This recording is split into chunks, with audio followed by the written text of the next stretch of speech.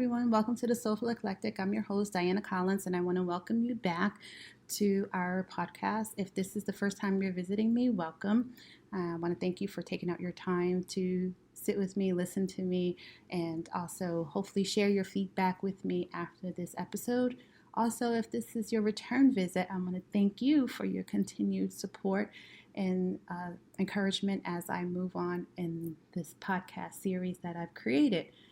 So, with that, I want to lead into some healthcare awareness that has been brought to light for me as a healthcare practitioner and also hopefully for the world as we move through some difficult times within our nation with the Affordable Care Act, a lot of pieces being rescinded due to our current legislation and our current leadership. So, I'm saddened with the death of Chadwick Boseman. It brings great despair to me on many levels. The first is as a healthcare practitioner at the age of 43, he really shouldn't have been gone this so soon. And also with the fact that as a inspiring actress, I didn't have a chance to meet him as that was one of my goals. And I did have a chance back a couple of years ago when he came to the NAACP conference. I was working the conference, so I didn't get a chance to step off a detail to take that chance to meet him. He was there supporting the movie Thurgood. So with that was a lost opportunity for me, and I'm saddened by that. But, I want everyone to learn something from his passing. And that is take care of yourself.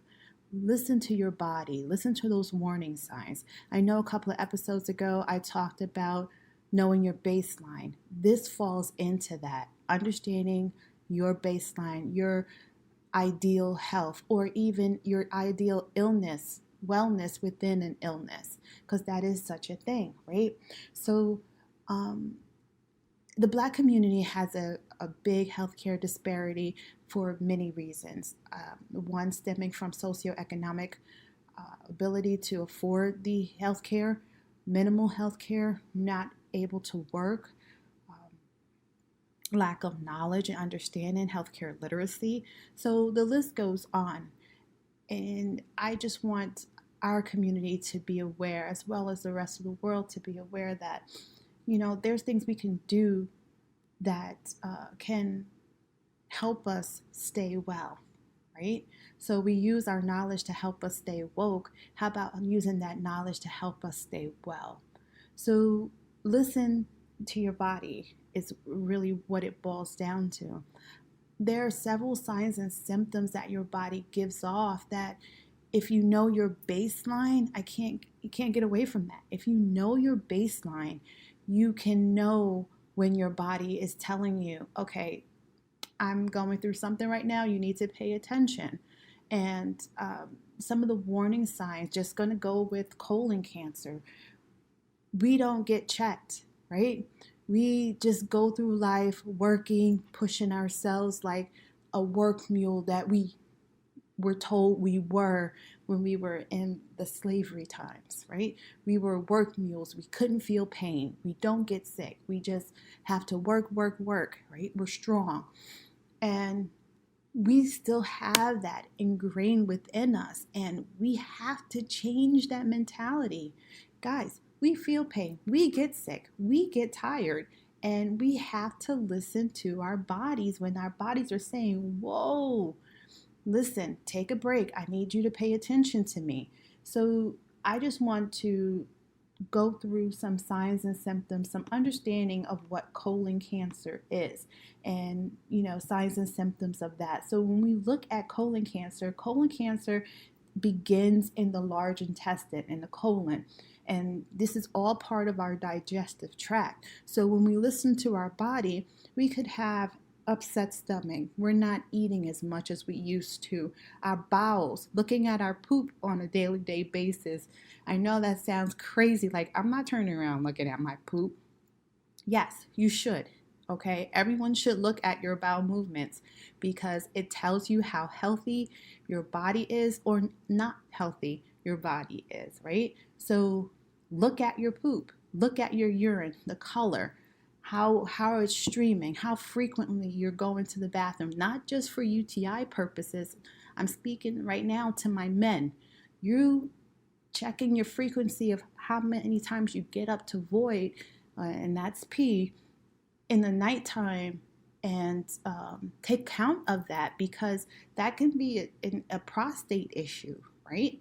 So these things you have to be mindful of. So when we, going back to the colon cancer, it affects, it usually, ideally, older adults is the ones that usually get it. But if you have a history of cancer within your family, this is going to take you to talk about your family, talk about family history, right? So if you have a family history of cancer in your family, cancer can develop in different places. So have those conversations. So he probably had polyps and that were forming within the colon at some point in time. He probably had some irregular bowel movements, some problems with his eating.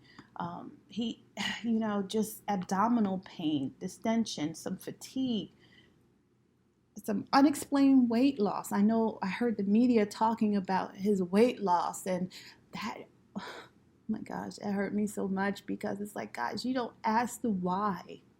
You just make assumptions that he's strung out and, he's got this going on. This, no. Sometimes it's just the fact that, maybe someone is sick, and, looking at him in those videos, and I'm like, God, he was going through so much. You see the pain in his eyes. I felt the pain in his eyes and the sickness that he was feeling. And it's like, I was distraught by the words that people were saying about him. But that's just the negativity of our world, right? They're always quick to think the worst and forget about the best, right? And for me, the worst is what ended up happening, that he was deathly ill and passing. So, when we look at colon cancer, I talk about genetics and talk about taking a good family history because sometimes it falls aligned with that, right? So sometimes in healthy cells can develop and it can grow and grow cancerous, and sometimes it is related to either family history, it can be related to the environment where we're living. I know that if you live near power plants and things like that, you have a higher possibility of developing different types of cancers, and then having it what we call metastasized, which means spread throughout the body if left untreated. So it's just those things that we can look into and check and get it checked. And unfortunately, African Americans have a greater risk of colon cancer than most of the other races. So we have to take that under consideration as well. My father has had colon cancer, and thank God he caught it early enough and got treatment and things like that. But because of me knowing that he had colon cancer, I have to go in much sooner than I was expected to keep an eye on my colon. So when I turned 30, I was at the doctor getting my colon checked, and then every 5 years thereafter, unless there's a problem, right? And then my mom had thyroid cancer, so I have to get my thyroid checked frequently and check that out. My aunt, my mom's sister, had breast cancer, so here I am at 27 having to go get breast exams. My children at 27 should start getting their breast exam, right? So it's these things that having those initial conversations within our family is what's important. And as a community, we don't talk to each other about our health. It's a big secret, and I don't understand why. And we need to change that. And if we plan to have some continued longevity in this world, we need to change that. There are some inherited syndromes that can cause colon cancer, and the risk of genetic mutation and things like that. So we have to look into that, and it starts with having those conversations with one another. Sit down and say, Mom, how did Aunt Jenny die? Mom, how did Grandpa die? How You have to have these conversations, guys. And our generation is horrible, horrible at it. We don't talk to each other unless it's to speak ill about one another or someone else, right? So, with the family history, we have to check that. Uh, we have to check our diet. Diet is huge. We should have a low fiber, high fat diet. A low fiber, high fat diet increases those chances of developing colon cancer. Colon cancer, rectal cancer are associated with our diet. So look at what you're eating and how much fat you're eating and the calories you're eating, and change that. Eating a lot of red meat, oh my goodness, that is huge, huge. Red meat is hardest for our bodies to digest, and it stays with us much longer than we want to, right? It takes about 12 hours to digest a piece of meat. So with that, we have to look at that. Health history, diabetes, with diabetes or type 2 diabetes, which is due to medication and health and, not medication. It's due to cardiovascular disease, poor diet, and poor health maintenance. Or you can have type 1, which is insulin resistant, can also put you at greater risk of colon cancer. And of course, that obesity. I can't get away from that. Health, weight, maintenance, diet, all those things. Smoking. Smoking is not only puts you at risk for lung cancer, but also can put you at risk for other cancers like colon cancer. Alcohol abuse can also be a great risk for colon cancer. And for us in the African American, Black of African descent community, we have liquor stores on every corner. Especially growing up in Brooklyn, every corner had a liquor store. So, and every corner had a bodega that was selling cigarettes. All of those things play a part in that. And then, again, we go back to where you live, and living next to, what do you call it? I lost my train of thought. Living next to power plants and factories also puts you at greater risk, because the waste that they put out, the air and the particles in the air are chemical filled for the most part. So, it's just, I need us to be educated. I need us to be aware. Go to the doctor, get those yearly physicals, get your lab work. Our men, get your prostates checked. I know it's uncomfortable. A digital rectal exam once a year, once every 6 months can save your life, right? Just go out and do it. When you turn 50, get that colonoscopy. Even if you have signs and symptoms, pay attention to your bowel habits, your voiding habits, your urine habits. That's what voiding is, your urine habits, your bowel habits. Change your lifestyle. If you have a sedentary lifestyle, get up, walk 30 minutes. Start off with 5 minutes if this is the first time you're walking. Just get up and start making that change. Look at your diet. I don't try to change people's diets really fast, because that sets you up for failure. So slowly start cutting down how big of a plate you're eating. Incorporate more snacks in your day, fruits and vegetables, nuts and grains, those kinds of things. High fiber, low fat. So your fiber should be bigger on your plate than your meat portions, your fat portions. So it's just being aware, being knowledgeable, and being aware. And a lot of it is that we don't have the finances, the food that's healthy for us costs so much, and we can't afford it. But there are food banks that give out fruits and vegetables that are free. You can find those. You can also start growing them in the backyard. You can barter between someone who does grow. Share. It's always something, and there's a way around it, honestly. And if you need suggestions, if you need help, just send me a message, email me. I'm on my Facebook page. Send me an email on my Instagram page. Whatever.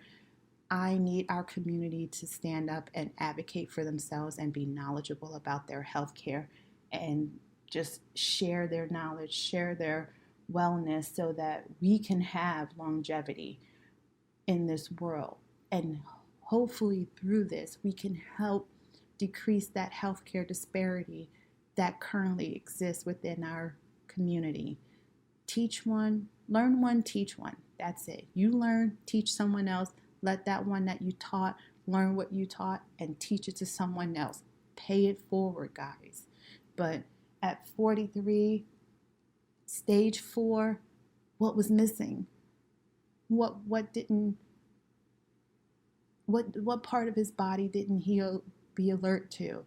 We get so busy and giving and giving and giving to others, we forget to do our own self-care, right? Our own self-care. I don't call it selfish, it's self-care and being aware of your body, being aware of your surroundings.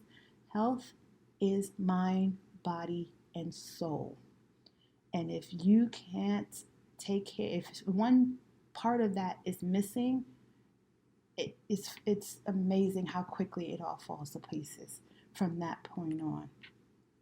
All right. So with that, there's preventative screening that everyone could do. It starts around 50 unless you have signs and symptoms of bowel irregularity. And what the practitioner does is a colon scanner cancer screen, which is called a colonoscopy. And I'm going to tell you, the colonoscopy prep is not fun. Had it done quite a few times, and it's not, but it's vital to maintaining and saving your life. All right. So if they find polyps within your colon, they biopsy them, they take a little piece and they put them under the microscope to see if there are cancer cells there. And if there aren't, they have you come back in 5 years. It's a moment in time in your life that can save your life, right? And then there's no blood test that you can go in and take. So I know everybody's like, well, can I go take a blood test? That's a little easier. No, there's no blood test that's going to be able to determine whether or not you're predisposed to colon cancer. So,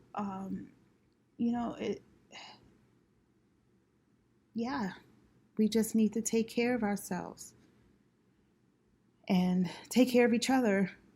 That's a big thing too, right? Ask those questions to our parents, mom and dad. How are you doing? How's your health? How's your blood pressure? Right? How's your heart? How's your diet? Do you need anything? To one another, ask those same questions. Just like raising the kids, it takes a village. Sometimes it takes a village to stay healthy. It takes a village to keep moving, right? And it begins with us. Also increasing our healthcare literacy. Having knowledge is power. And I don't want to sound like the schoolhouse rock. Knowledge is power. But it is. It is so true. The more we know, the more we arm ourselves with when we go into the doctor's office, the better prepared we are as a teammate in our healthcare, because you are part of the healthcare team. You are the patient. You are the individual that is seeking healthcare. So you are the head team member. And as a participant of that team, you have to have knowledge of not only your baseline, but of your medications, of the family that's in your corner, your healthcare proxy, living wills. You have to be knowledgeable about your insurance, what's covered, what's not covered, what meds are covered, what meds are not covered. You have to be knowledgeable about disease processes that you currently have or can help prevent. You have to know. You have to be in the know, and it starts by increasing your healthcare literacy, and that's just as easy as going in and talking to your practitioner. Ask questions. I tell my patients all the time, you should go to the doctors with a list of your meds, if not the bag of your meds, including your over the counter medication. You should go in with a little notebook or a notepad with a pen with a list of questions that you have, and you ask those questions because that is your time with that practitioner to get those questions answered and get your needs met. Okay, that's what it's all about. And now they have the healthcare portal, makes life easy. You can draft it all in the email and ship it over. If you are unable to do these things, appoint someone in your family that you love and trust and that knows you, or maybe not even in your family. Some of us don't have family members that we are that close with, but we have a close friend. Have that friend, have that conversation, say, hey, can you be my healthcare proxy? In the event that I am not able to speak on my own behalf about my healthcare, would you be willing to take that on for me to make sure that I get what I need? And, and just build that healthcare awareness, build that healthcare knowledge. And honestly, if you need help in that avenue, I am here. This is what my podcast is about, increasing the knowledge within our communities to close that healthcare disparity gap.